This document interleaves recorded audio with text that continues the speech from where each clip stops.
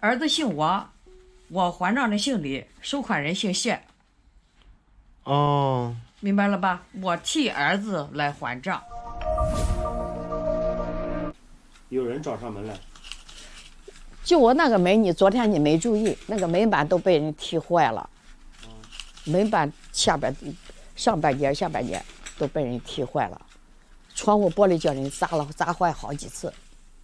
其实被人告上法院一点不可怕，怕就怕被人在家里门上写大字。一个人住着，妈妈不知道哪个半夜会被一帮子人劈开大门。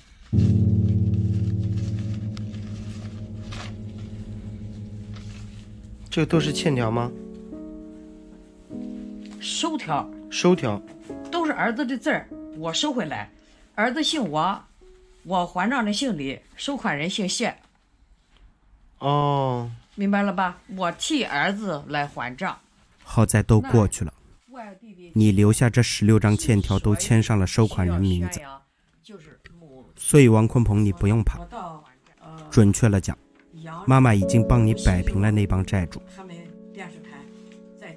但是你也原谅妈妈，不经过你允许，她直接把你照片贴了出来。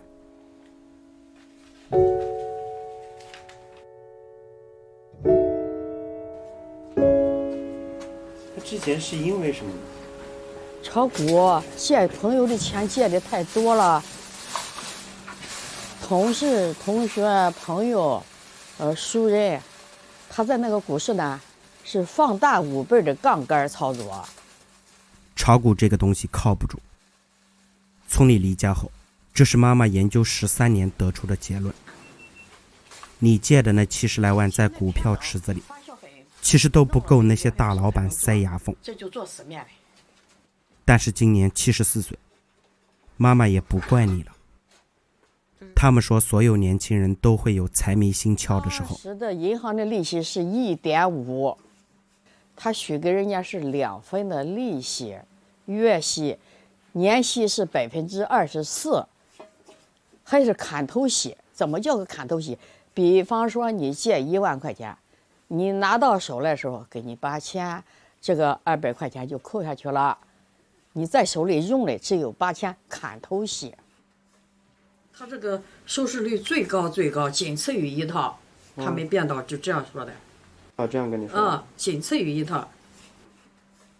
央视去过了，地方台也上了很多次。不出意外的话，这应该是妈妈最后一次尝试在网络找你。她已经亲耳听见周围人说她炒作。妈妈说她特别不喜欢被人在背后指手画脚。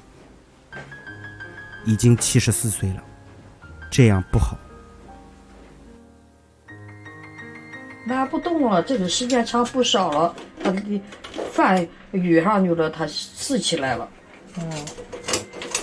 是很长时间都不用。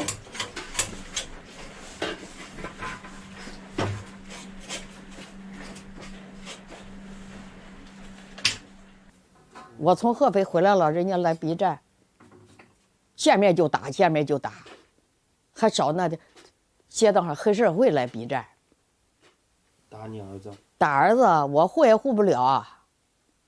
你护不住是吧？护不住，他被打急了，他投河了，在这徐县投河了，不该他死，碰着人家外地出差的，把他救起来了。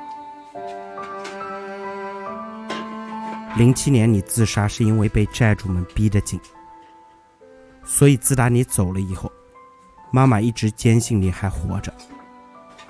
多少个？当然，都74岁了，妈妈也需要这般坚信支撑她一路卖窝窝头帮你还债。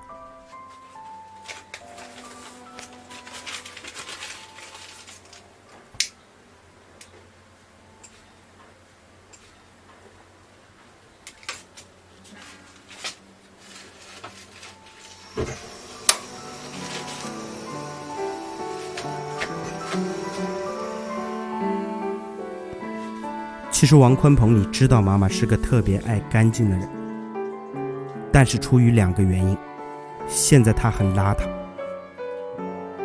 一是没了家，租别人房子提不起心情整理，再就是没个人作伴，感觉没有动力。